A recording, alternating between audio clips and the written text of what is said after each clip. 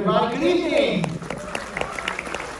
My name is Scott Nance. I am very, very excited to moderate tonight's conversation for ELIO. What did you think of the movie?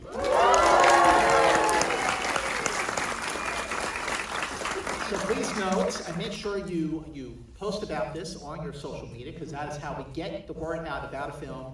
ELIO opens on June 20th, which is a week from Friday, and we want to get families in theaters to see this movie on the biggest screen possible, because this is a movie that absolutely deserves to be seen and shared with the masses. Are you ready to have a conversation with the best dressed panelists you are ever going to see? All right.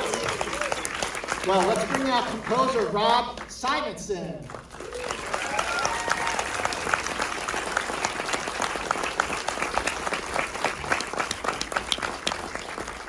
Bring out director Madeline Sharafian.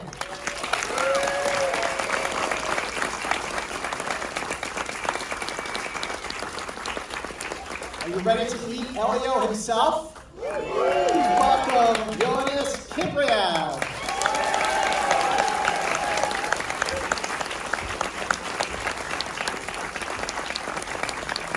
Yonas Kibreab. I'm very excited to be able to say these words, because I've been a big fan of this actor for many, many years now. Please welcome Academy Award winner Zoe Saldaña.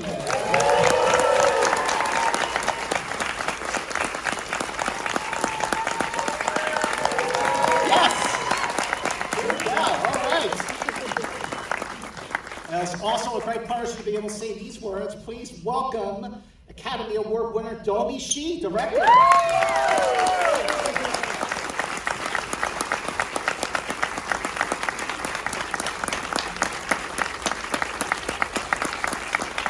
Finally, ladies and gentlemen, please give it up for producer Mary Alice Drumm.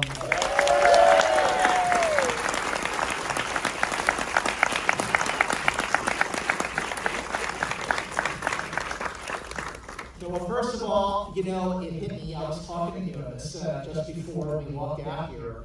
So the year is 2025. That means that we are in the year of the 30th anniversary of Pixar.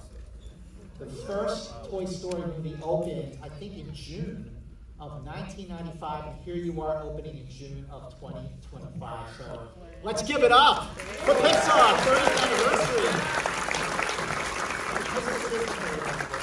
And it's a summer film and it's a Pixar movie. Mary, I'd love to hear how this came about, what made ELIO the perfect next step in the Pixar animated feature process. Yeah, the way we work at Pixar is we ask directors for their ideas for films, and our Adrian Molino is the first director on the film, and he pitched, what if the world's weirdest 11-year-old was accidentally abducted and taken to space? And then Maddie and Domee came on and kind of said, what if he always wanted to be abducted? What if he was obsessed with space? And then the more we asked about why, we were like, you know, why does this boy want to go to space? And we really touched into like loneliness and started talking about with our teams. It's just a theme that resonates. So it's this wacky space adventure with this theme about reaching out and connection. So listen, this is your second feature as a director, second animated feature at Pixar. Turning Red was the first, but this time you were working with Maddie. What was that process like to work as co-directors on this? It was amazing to have a partner in crime in Madeline Sharafian. We worked together on Turning Red. She was my story lead. We have a lot of similar tastes. We grew up watching the same animated movies. We have the same kind of passion for film and animation and storytelling. And we both really connected with the character of ELIO. I think, you know, we drew from our own experiences being the weird art kids in our own hometowns. And for me, like, I remember just being so obsessed with the idea of getting into animation school. It was my dream, it was my drive, and I ate and slept and just like thought about getting there, because I just wanted to go to a place where I felt like I could belong. I really wanted to find my people, and that's kind of the emotion that's driving ELIO. That's what we drew on, that inspired kind of his journey to get into space to meet aliens. So it is like a wacky space adventure, but yeah, like like you really enjoy watching this boy learn how to connect with other people, and I feel like that's kind of what happens in real life too. Like when you follow your passion, you somehow find your people. Madeline Sharafian, I would love to hear, this is the first time that you were actually in the director's chair. What was that process like for you? And tell me about your collaborative process. Yeah, I'm not gonna lie, directing a feature at Pixar is terrifying. The stakes feel very high. I mean, I grew up on these Pixar movies and they changed my life. Very similarly to Domee, I wanted nothing more than to work at Pixar, so I made that my goal my whole childhood. So I had all this added pressure from my own past. I was like, oh my God, I can't believe this is happening, I'm finally here. But for me, I think what helped the most was watching Domee do the job first. On Turning Red, that made a really big difference to me. I had never thought that being a director was even an option for me. When I was younger, women weren't directing animation. So watching Domee do it inspired me to just, stay true to what I liked. And I'm really proud that we got to make this movie together.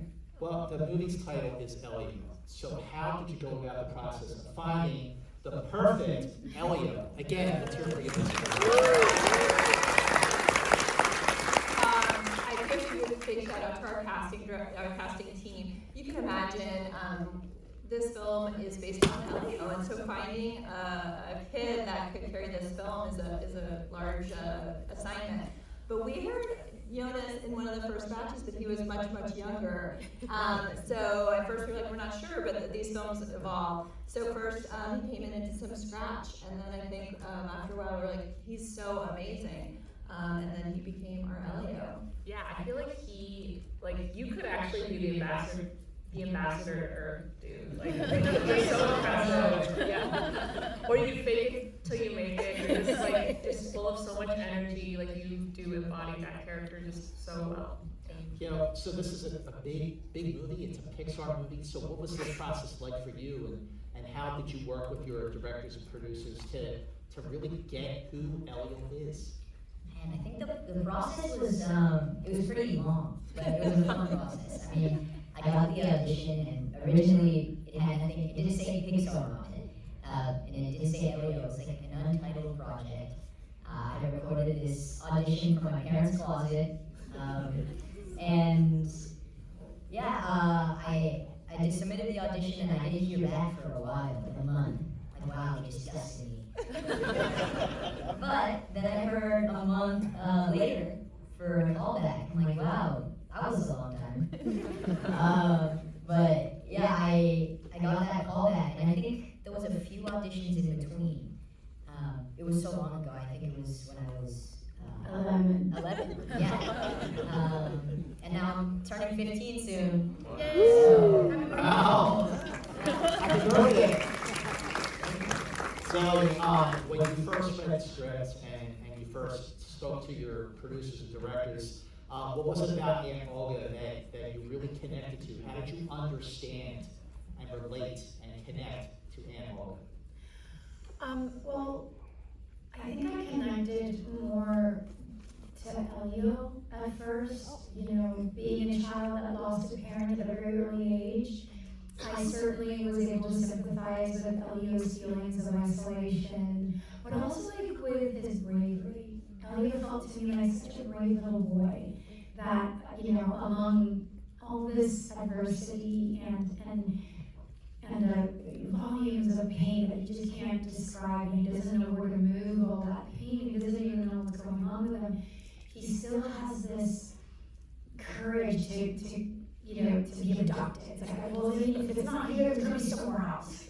And I just think, that was so beautiful about him. I was never like ELIO. I wish I would have been like, I'm going to go to space. No, I just went to the 3rd grade. Sorry. Right, that's fine, exactly. With Olga, having the opportunity to put into Olga the uncertainty of parenting, I certainly feel like an aunt sometimes to my own children. Like, so they wake up and they're so determined, and they have their thoughts, and they have their opinions. Now they're 10, 10, and 8. And when I fail hard, I feel really, really bad sometimes. And I feel like such a thought with them, and I always wake up the next day and I'm like, I'm gonna do it better. I'm gonna love them harder. And sometimes you just have to do what Olga, realizes in the end. You don't have to understand your kids, you just have to love them. Oh, And so any chance that I get to relate to my children by being a part of stories that move them, I'm gonna take it. And obviously Pixar is also my childhood dream as well.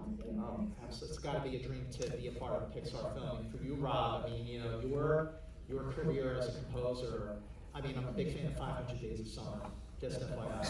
But more recently, doing films like Deadpool, Wolverine, big films like that versus like The Whale, which is a much more intimate film. But this is a Pixar movie.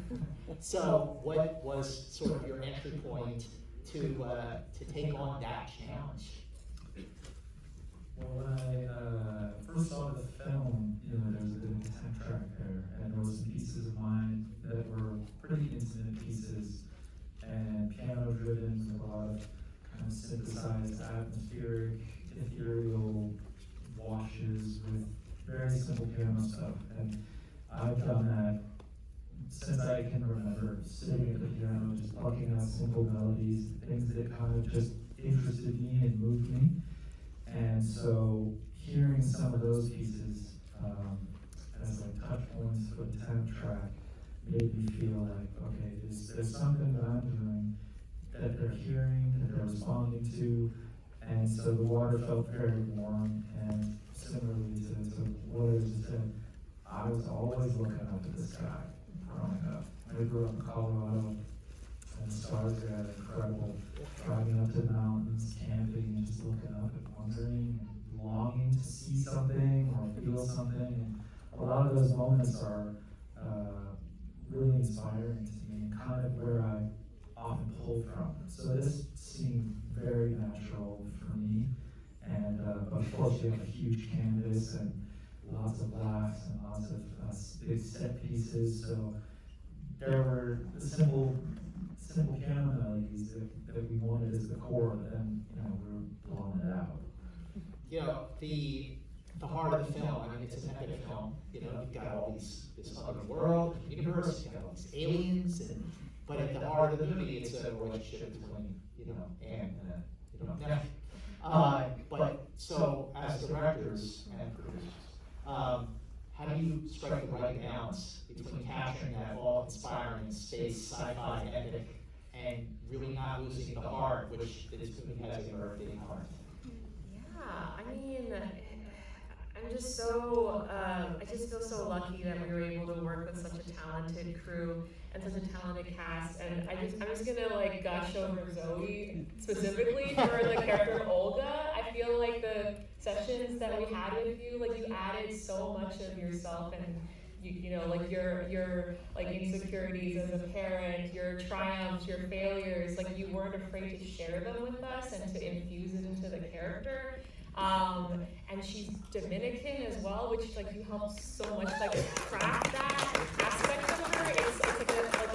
It's a subtle but very important part of the character. I'm so glad we were able to represent it. You picked the song out that like Olga's like, oh, I love that song in the car when the clone is like, oh, it just like those little details just add so much depth to the character. It made Olga just feel like a real person who's trying her best. And, like working on Turning Red, I know how important it is, like when we're crafting these, like, like these kind of like intense scenes that are arguments between a parent and a child. Like we have to approach the argument from both sides too. Like it's hard to, it can be easy for an argument to look one-sided, but I think like you we're always so good at like, like being honest, like calling us out when it's just like, I don't know if Olga should say, like if Olga would, or if I would say that to my kid in that way, and then you would like suggest like another way, like from your own experience. So that was just amazing, just to be able to work with you in that way. Yeah, I would want to hear from Zoe, from your point of view about that, about saying, well, I think Olga would say this, or I don't think she would say that, like that you obviously really connected to the character to have the confidence to be like, I think that she would say this instead, But I do believe that Domee and Maddie and Mary Alice provided a a very collaborative environment from the beginning. I certainly did not go with that expectation because I know that when I've voiced animation before, and a lot of it has already been designed and has been planned, and you can only come and maybe your contribution are just the small strokes of intonation that you can say to each line by giving them some varieties, right? This time, I jumped on a little late in the process, and yet there was so much room for collaboration. So I just felt really great. Yeah, I would love to hear you talk about your work working with your directors and how they helped you, through the process over these 4 years, basically, of making this movie. That's a long time, but what was that like for you? It was a great experience. I think with Maddie and Domee, there's been times with other directors where it can be hard to understand what they're trying to tell me, because I'm still a kid, and they use big words. So I'm like, guys, I don't know what you're saying. But I feel like with Maddie and Domee, like, they explained it to me in ways that I can understand, and I feel like it was so easy, and it clicked in my brain, like, oh, okay, they want it like this. And I just want to thank you guys for helping me with that. You're so amazing. I actually want to just compliment you too. There's a moment I remember where, you're so fantastic at the high energy work, and ELIO has to do a lot of that across the film. But there's a scene near the very end that you guys saw where ELIO needs to cry. And I remember it was such an amazing moment. I felt so proud of you where you excused yourself, you left the room, and then you came back and you tapped into something and you were ready to go. I'd never seen you do that before, and I was so impressed with just the depth of your talent. So we're very lucky to have you. Thank you. Do you remember that moment? We'll see. Now that you say it in detail, he just knows his aura right I remember it so clearly. One of the things I love about the film, it's an epic scale, it's sci-fi, it's adventurous. There's also a lot of humor, and a very big heart. Rob, how did you sort of balance this, touch all these tones, but still, keep it at the heart of the movie? Well, we cracked the ELIO theme pretty early on and knew that would be something that we hear with the orchestra, very grand. It would also be something in really intimate moments that we would hear. And then there were subsequent themes that came around that thread through the whole thing. And there's a lot of, there's like almost a techno dance funk number in the middle of the film that's all driven by thematic material. And so for me, there's a river of kind of familiarity that goes through all of these twists and turns that we have to have a big scale, but the universe theme that we hear when the universe is revealed and ELIO's jaw dropped, that's the same sound that we're hearing as the signal is coming through when they're hearing the response from the universe. And there's this whole concept of a signal going out and something coming back, and that is between ELIO and Olga, it's between ELIO and Gordon, and that just kind of as a concept helped me at least kind of know where we need to be and what the transmission is, what the meaning of the scene is. And Maddie and Domee and Mary Alice and the whole team, they are Pixar people. As you just saw, they are very astute studies of facial expressions. And there's so much of this film, and of course is amazing vocal talents, but to see someone wince, and it's like, oh, I know what that feels like, I know that facial expression, and the specificity is incredible. This is the first time I've really done an animated film like this, and it's like, God, these performances, who did get to do these performances as animators? But I think everyone in Pixar knows that that is the currency of animation, and so these guys were very adept at giving just the right amount of guidance, and also, as Zoe was saying, a lot of room. And so I was always given a lot of room to play in, and it was very warm, and Pixar is a place where a lot of ideas are encouraged to be shared, and I really felt that. So let's talk about that Pixar. Like, the bar is here, and the bar has Pixar's name on it when it comes to feature animation. You worked as a associate producer of Coco, I think you did a Dinosaur, but you also worked as part of this brain trust here on like Toy Story 4, and last year in Inside Out 2. So what over these years, that especially you've been a part of the Pixar team, made ELIO different? What are the unique producing challenges that you all face with ELIO? Wow, yeah, I think so much is similar in all the films. The things that I think would be different is having the opportunity to work with two directors that were so aligned, like Domee and Maddie.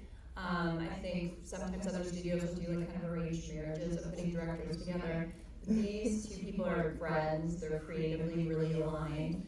And then I think just, all Pixar movies are always late. Of course, we always feel like we're the latest one. So we push our collaboration a little bit more than other films have. We put all our supervisors in one room and called it College Project. And as Joey was saying, sometimes it felt like we were actually just friends in a basement working, making the movie together. And then we had hundreds of people. There's probably one of the most collaborative films we've ever worked that way. And how did your experience already working on Turning Red sort of help you go further, take bigger chances and bigger swings on ELIO? I guess since I've done it before, I knew that this was going to be just as difficult and messy, and I was preparing Maddie for it and everyone. I'm like, yeah, it's gonna be painful, it's gonna be uncomfortable, but it's supposed to feel this way. I remember you took me by the shoulder and like, you don't know. You don't know what's coming. I don't know. And I'm not gonna tell you until it actually happens. No, I mean, like Mary Alice said, every film at Pixar has its own set of challenges, new sets of problems to solve, new discoveries, and this was a whole new way of working for me, because this is the first time that I kind of parachuted into a project that was already kind of halfway through production. But I felt so honored that Adrian Molina entrusted Madeline and me to kind of take over his project and take it home as he started up Coco 2. Like Mary Alice said, it was super collaborative, super iterative. Some moments were really, really hard, when you're trying to get a scene to work, you're trying to get a reaction out of audiences, you're trying to get them cry, damn you, cry, or laugh, this is such a funny joke, right? And you just get dead silence, and you're like, oh my gosh, I have to go back to the drawing board, try again. But everybody at the studio is just so passionate about filmmaking, about people walking away from our movies changed and feeling like they've gone on a journey themselves and they've grown in some way. So I just had an amazing experience on this film. I want to ask Maddie about the production design of the film, and especially the animation supervisor when it came to designing all these aliens. I mean, talk about imagination. Yeah, I mean, we're very lucky. We had the illustrious Harley Jessup as our production designer, who did Coco, Ratatouille, and one of my personal favorites, Monsters, Inc., way back when. So he's incredible, and he's very used to designing worlds that you would only dream of as a kid. He kind of has a childlike imagination even now. And his goal was to design a version of space, a version of sci-fi that we had never seen before. We've already done 2 sci-fi films at Pixar before. And so he wanted to completely, try new things, make space friendly, make the aliens feel organic and unusual but colorful, because more than anything it had to be a version of space that was aspirational, that ELIO would never want to leave.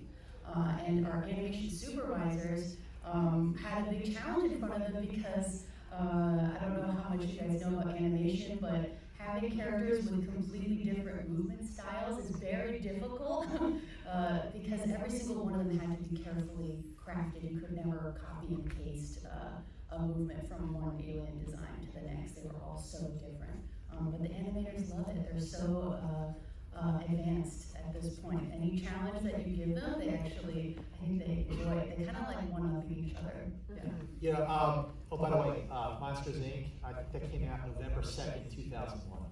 I love Pixar. So I want to ask, so, when you're working on an animated feature, sometimes you don't even get to see what your character looks like until way into the process. So for the two of you, when did you finally get to see what Olga looks like, what ELIO looks like? Should I start? Okay. I think the first time I saw like a finished ELIO was probably D23, like the 2023. And I was on stage and I'm like kind of looking back because I didn't also see it before. So I'm like, oh wow, that's kind of cool. Like, oh hey, it's me guys. And I kind of had like an image in my head of kind of what ELIO looked like, and it was very similar. He has such wide eyes and a great big imagination, and that's what I love about him. And when I saw him, I'm like, wow, yeah, this all makes sense. What about for you, Zoe? Olga looks so smart. So I was really excited about that. I also found it quite beautiful that they are a brown family, and that they are, and you can tell that they are children of immigrants with wild dreams and great expectations, and Olga, you can tell is living that, and trying to bestow that now to her nephew, who she has to mother now for the rest of their lives. And it doesn't go past me that sometimes you accept moments or opportunities in your life not knowing that they're going to be very significant to something that we may be facing today as a nation, as Americans. So I think now more than ever, this Dominican-Mexican family, I want to thank Pixar for continuously being so inclusive and also bringing that kind of inclusive mind to younger audiences. It was so important.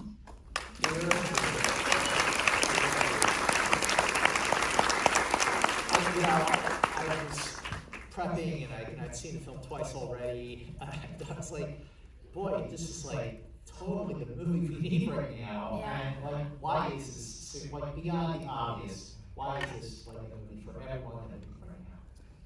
Yeah, I think this movie is about themes that our parents and our grandparents have told us, right? You don't judge a book by its cover. Friendship is everywhere, from the least expected place you might, from people or aliens that are different than you, and we're all better when we work together. And these are themes that resonate more than ever, and it's about connecting, reaching out to that person or that crazy two-form who looks different than you, because even though he doesn't have eyes, he might be the person that sees who you truly are. So universal. How about for you? Yeah, I mean, yeah, I just feel like it's just such an honor to have worked on and to help create a movie about connection, about us all coming together in some way. One of my favorite moments in the movie is at the very end. When the Carl Sagan quote comes back, and everybody on Earth is like looking up at the sky and taking in the universe. I just feel like this movie could be a message of hope, and that like space could be a symbol of connection and hope. Because no matter where you are on Earth, you look up at the sky at night and you're all kind of like looking at the same sky together.